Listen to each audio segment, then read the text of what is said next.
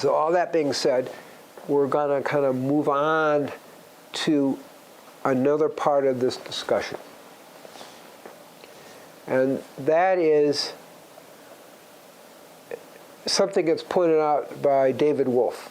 And when he was talking about, well, I don't want to do this raw meat, it's dangerous.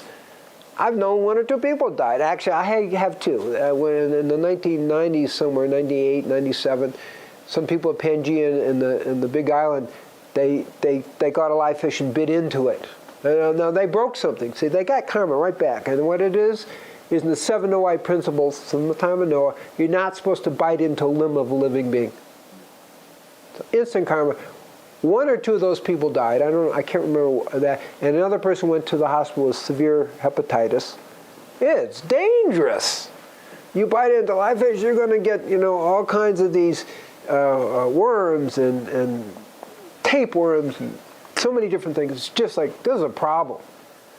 So David Wolfe points this out. And obviously, raw meat of any sort is going to have the same thing with the prions and all that. So he's a nice Jewish boy.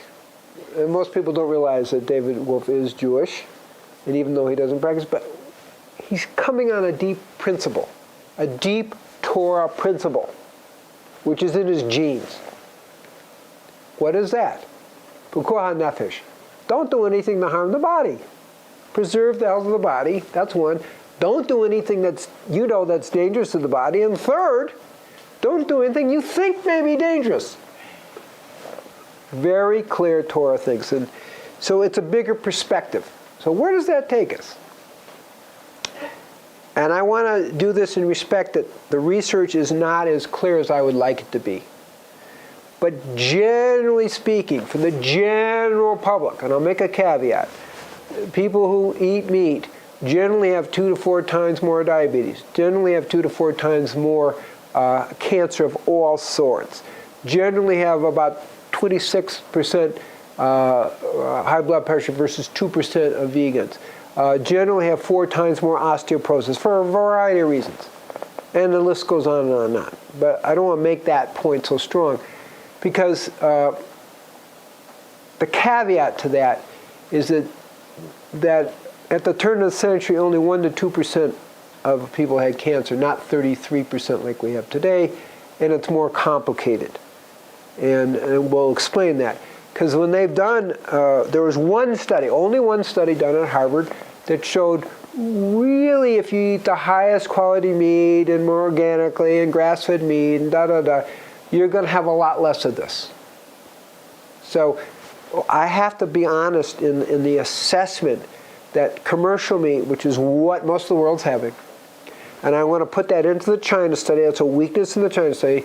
I mean, when we were in Hong Kong, God, I couldn't even look at what they were putting out in the market as it's rotting and smelling like, get me out of here, because sometimes we had to walk through the markets. It's hard to explain the whole thing. But nevertheless, my point is, I think there's a bit of room, and the weakness in the China study is that people are eating really rotten smelling meat, and so yeah, they have higher rates of cancer and chronic diseases, but is it from meat, or is it from that?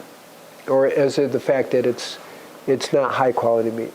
So that's a little caveat, but in general, I think it's pretty hard to ignore, the fact that meat eaters will have more of these things. How much more, that's the part I can't say. Is it 2 times more, 4 times more, 50% more? That I can't say, but I know it's more. So in terms of pikuach nefesh, and don't take risk and so forth, we have to go with that you're taking a risk eating meat. Now we do know there's 25% more ptomaine poisoning. You're going to eat meat, you're in fish and chicken, you're more likely to get salmonella and things like that. You're just more likely to get it, 25% more. That's a statistic, we can't argue with that. The other consideration in the picture is we know there's more environmental pollution, and we know that animals higher up in the food chain will concentrate that pollution. It is a fact that depleted uranium is 15 times higher in milk. It is a fact that in when Chernobyl went off in 1986, there was a 900% increase in perinatal mortality. That's a fact. How did that happen? Because I-131 went across the stratosphere, landed in the grass. The cows in the Boston area. The cows ate the grass, and the women who drank the milk to help their kids, all were affected by radiation, iodine radiation. So what we're saying is, I don't care how organic your cow is, or your chicken, or your goat, whatever, you are exposed to higher things. And there is no pure fish out there. I mean, one of the things that shocked me, one of the meat eater positions, which is truly shocking, was, mercury's not a problem. Oh, are you kidding me? It's like, I lived about 2 blocks from Lake Michigan, and there was research done. It showed that mothers had 1 helping of fish. And this is probably in the 80s, something like that. 1 helping of fish. Their kids had worse APGAR scores, neurological scores, at birth, and had lower SAT scores 17 years later. Absolutely, the toxins in the fish and the toxins in your animals in your chickens are going to affect your development. And now we got the depleted uranium and also other kinds of radiation that goes on, and the I-131, and there's been at least 4 Chernobyls in addition that haven't been reported. So let's not kid ourselves. We also know that pesticides, herbicides are much higher concentration. We know that breastfeeding vegan mothers have 1% the pesticides and herbicides as the meat-eating breastfeeding mothers. So clearly it's dangerous.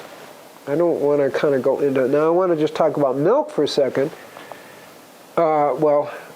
Milk and meat, is that the discussion of mad cow disease didn't really come up in this. But what we know, and this is, if people are afraid that I'm going to get Alzheimer's if I'm a vegan, okay? Let's turn it around. They did autopsies, 2 different autopsy studies. One was 3%, one was 11%, 13% of the people who had Alzheimer's actually had mad cow disease. So you are taking this. What does that tell you?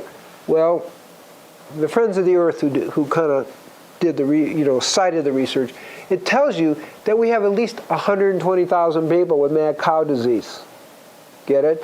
And that mad cow disease is also showing up in the deer and in the fish, and that's a fact. Okay. So you're going to eat those things, whether it's in the wild or not, and you're going to expose yourself to mad cow disease. I consider that a risk. I consider it's a risk I don't want to take.